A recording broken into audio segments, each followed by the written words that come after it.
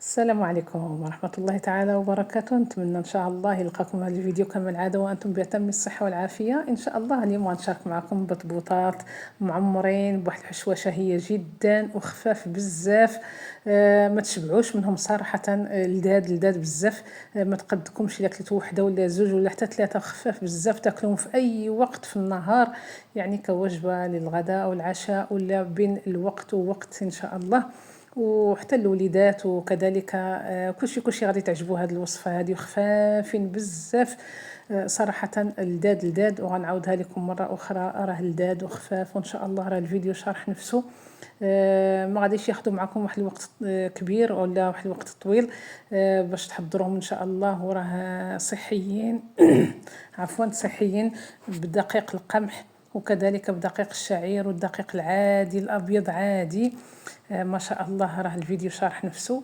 ونتمنى ان شاء الله اذا عجبكم الفيديو ما تنساوناش من البارطاج والتعليق تاعكم محفزه، وتشاركوا مع الاصدقاء حتى تعم الفائده ان شاء الله. وبالنسبه للناس اللي كيدخلوا معايا اول مره كنقول لهم اشتركوا في القناه وفعلوا الجرس باش يوصلكم كل جديد ان شاء الله. وهنا كتشوفوا غادي نشارك معكم كذلك ان البطبوط خاوي بالزيت الزيتوني ان شاء الله وكاس مشحر ديال اتاي.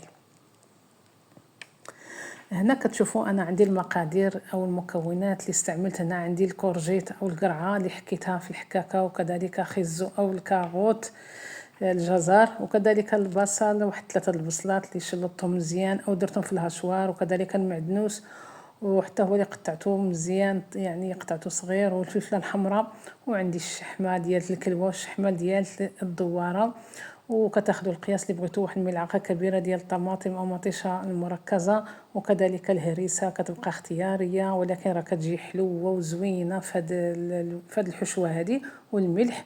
وفي الاخر غادي نزيد واحد شويه ديال الصوص الصوجا، ونقصوا من الملح لان الصوص راه كتكون مالحه الا كنتو غادي تستعملوها. وغادي نضيف كذلك زيت الزيتون. اذا انا غادي نخلي هاد جوج مكونات حتى الاخر. صافي دابا انا غادي ناخذ هاد المكونات نتاوعي كلهم. المهم يمكن لكم ديروا اي حاجه اي خضار اللي بغيتو، ولكن انا اختاريت هاد الخضار هادي وغادي نديرهم يطيبوا دابا فوق النار.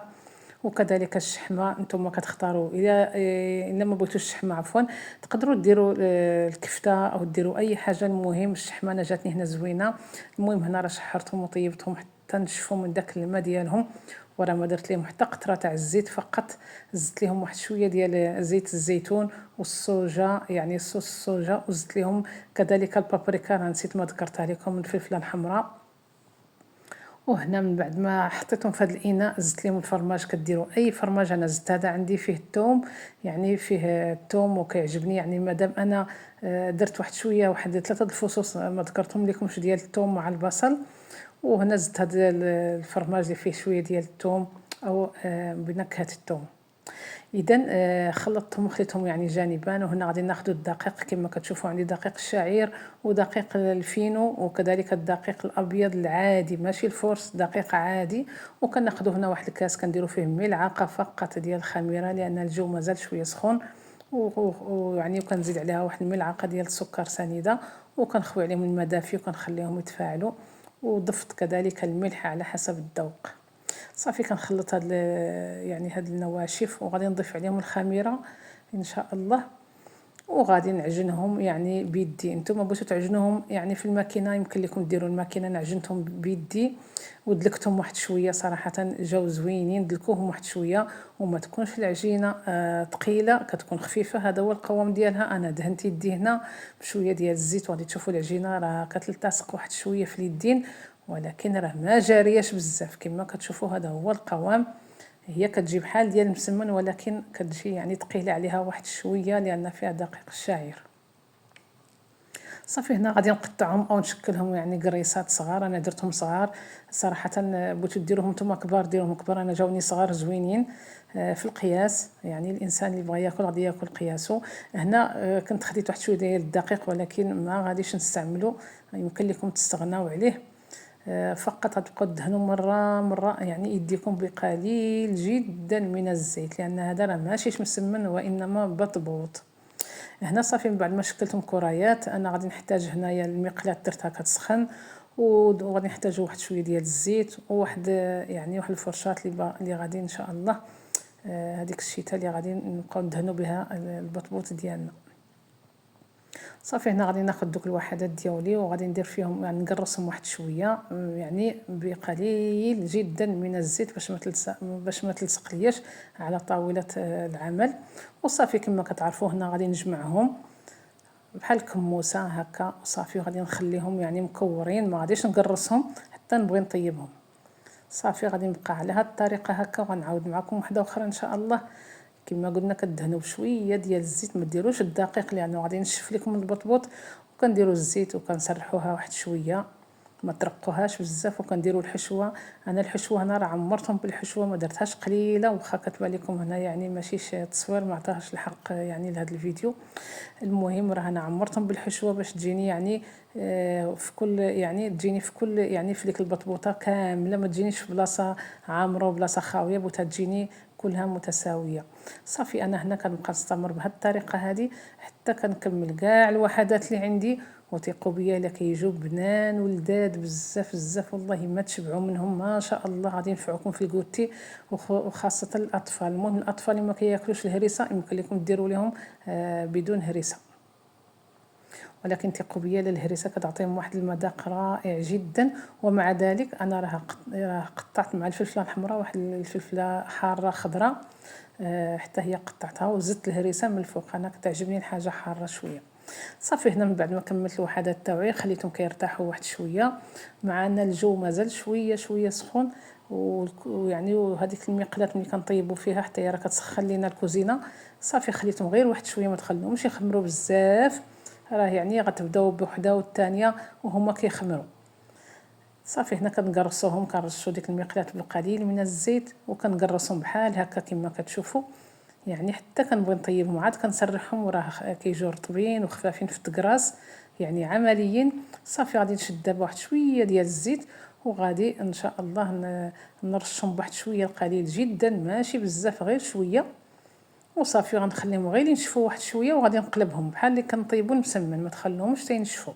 وهكا كتستمروا يعني بالتقلاب مره راه كيجيو منفوخين ما شاء الله. شوفوا كيفاش كيجيو راه منفوخين يعني خاويين، يعني من الداخل بحال ما درت لهم حتى حاجه، كيجيو منفوخين بحال المسمن.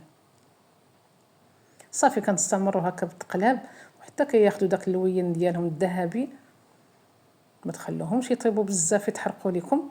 وكيجوا ما شاء الله، هانتوما يعني الصوره او الفيديو شارح نفسه، كيجوا مرقاقين مغلاضين خاويين من الداخل مفشفشين مبومبين من يعني من الفوق كما كتشوفوا، راه كما يعني كيتزعزعوا، يعني راه ما شاء الله.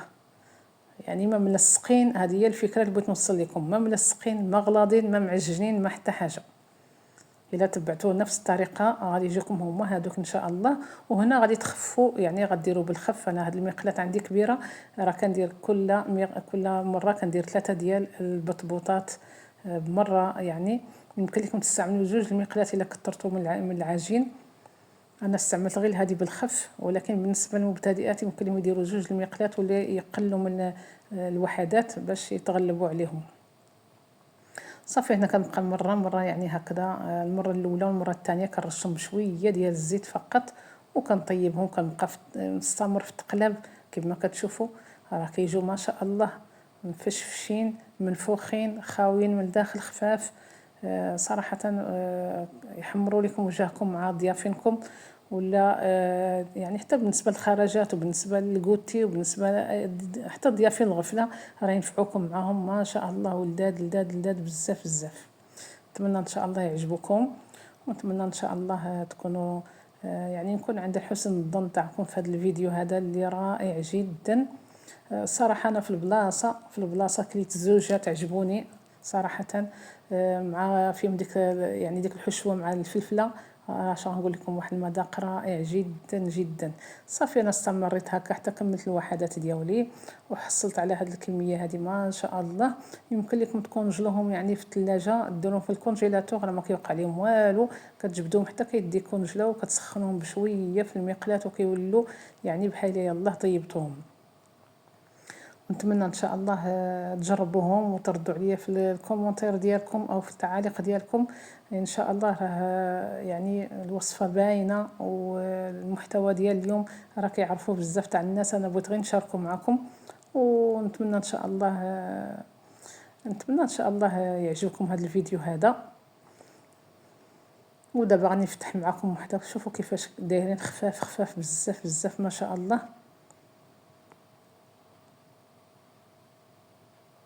كلهم يعني كيف كيف، انا كنجبد لكم من التحت ومن الفوق باش تقولوا يعني يعني ماشيش نقول لك راه فشلوا معايا ولا بالعكس، راه صادقين 100%. ودابا راه سخونه هذه، ما نقدرش كاع حتى نقيسها بيدي، سخونه بزاف. شوفوا من الداخل كيفاش دايره ما شاء الله. راه في البلاصه غادي يتكالوا هادو، ما كيبقاوش تيقوا بيا الا في البلاصه كيتكالوا، لانهم كيجوا خفاف ورقاقين بزاف وخاويين من الداخل، بحال كاع ما فيهم ديك الحشوه. شفتوا الحشوه كيفاش كتجي ملي كتكثروها شويه، راه كتجي كلها متلبسه من الداخل ديال المطبوطه.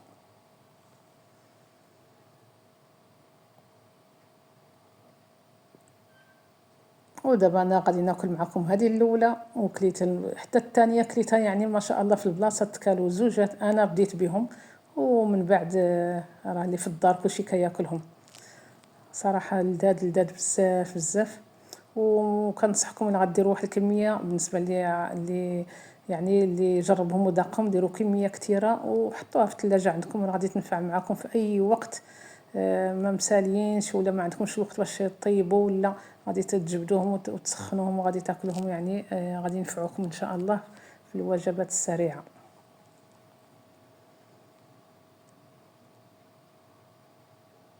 انا بديت كناكل في الثانيه، يعني ما شاء الله راه كليت زوج هنا كنوريكم. وبقاو لي واحد 4 ديال البطبوطات، يعني الحشوه يعني ما بقاتش عندي الحشوه، ودرتهم بطبوطات عاديين غادي نشاركهم معكم كما شفتم في الاول تاع الفيديو.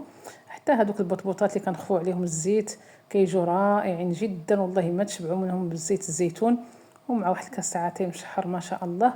غادي تشوفوا ان شاء الله من بعد هاد اللقطات ان شاء الله، ومن بعد هاد الفيديو ان شاء الله.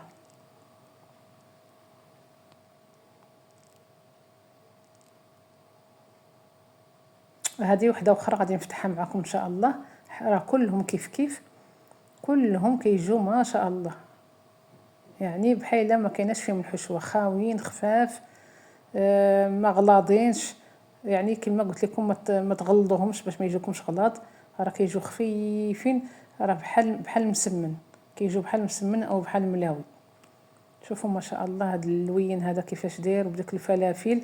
انا استعملت الفلفله الحمراء، لان صراحه الفلفله الحمراء كتكون كتعطي اللوين وكتعطي واحد اللون زوين احسن من الفلفله الخضراء. المهم نتوما تستعملوا اللي عندكم، يمكن لكم ديروا اي حشوه، ويمكن لكم يعني داكشي على حسب الاختيار ديالكم.